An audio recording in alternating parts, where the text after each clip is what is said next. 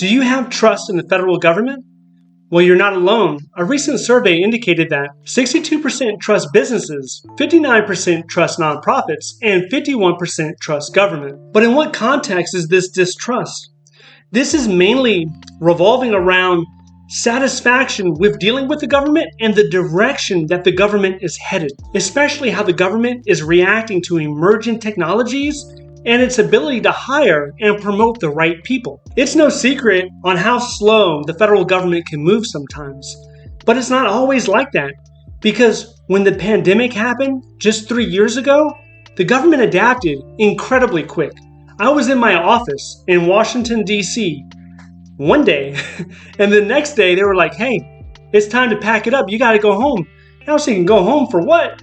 Now, I've been following the news for probably about 4 or 5 days, but I tell you, it was probably inside of a 10-day period from when the escalation of people getting sick in large amounts of numbers was probably, I want to say the third week, March 2020, something like that.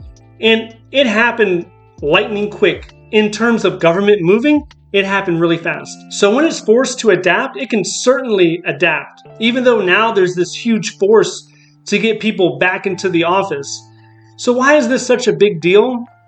A lot of studies indicate that in 2030, so in less than 10 years, 85% of the jobs that are going to be needed, they don't exist today. We don't even know what they are.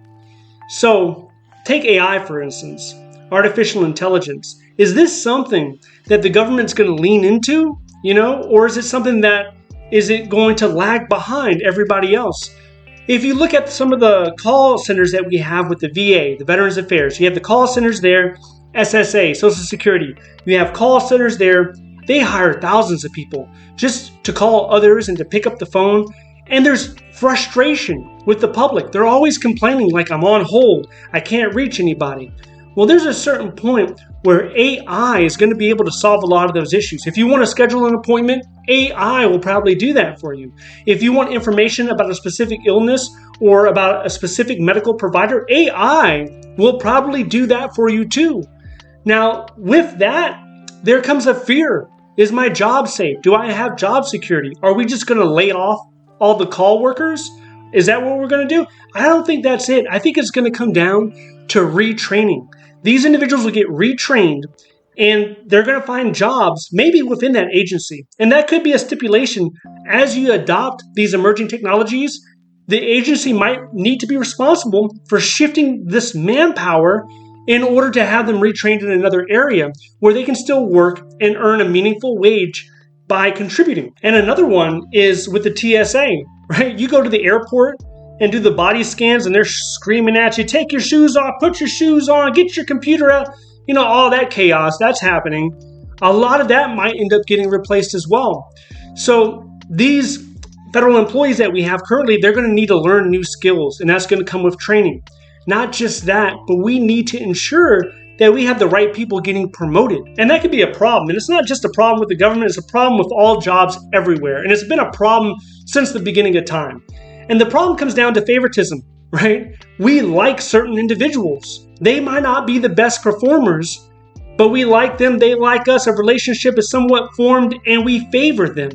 We favor them instead of looking at their merit, at what they're able to produce or do or the value that they create.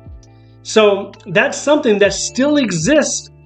And oftentimes when we talk about the government, a lot of people talk about nepotism. And that's kind of like in the same frequency as favoritism. It all comes in together. So that's a big problem because these individuals, they'll often get the promotion over everyone else.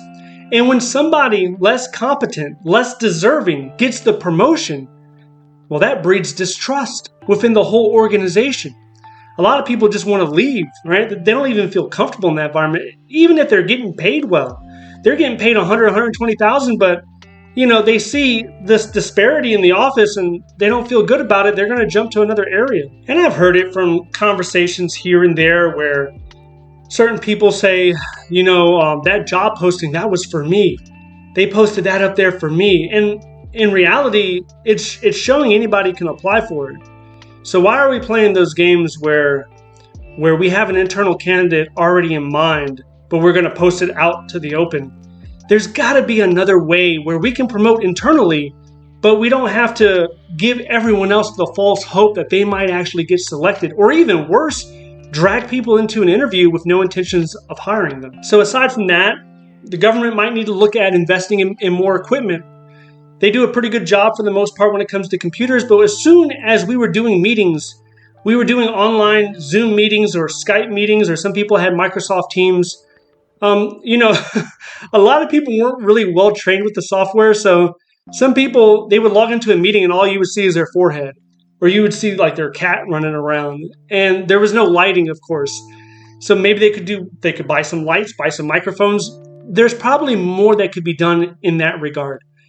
Also, another thing, and this is probably something that thousands of people have said, but with the meetings, I don't know if you've heard this or not. If you're a federal employee, you're probably already aware of it. There are a lot of meetings. And the way the private sector handles meetings is oftentimes if you're not there to contribute, or if you do not have a direct relationship to what's occurring, then you probably don't need to be there. So if you have 20 people in a meeting and that meeting is 1 hour, that's 20 hours that is gone. Now, is that always the best use of time? A lot of times it's not. So it'll probably take somewhat of a culture shift to get the government thinking about saving employee time, not just saving it, but redirecting it to make things occur in a more productive fashion. Then we have to look at how is the work getting done, more so than where the work is getting done. Because a lot of managers are clinging on to that notion that they need to have their employees in the office. That's the only way they can build the team and be successful and increase productivity. And that's not always the case. So it takes trust. That type of supervisor to subordinate or employee type relationship, it requires trust, but it should be coming down to how is that work getting accomplished, not necessarily where is it getting accomplished. So can the federal government meet these future challenges? Can it regain some of the trust it has lost? I don't know.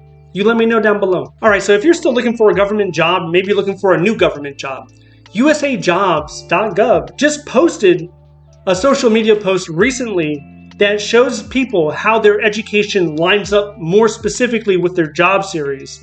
So you can be qualified for jobs you don't even know about. If that interests you, I want you to watch this video next. If you would like to see more videos like this, please click like and subscribe. Thank you so much for watching, and I'll see you in the next one.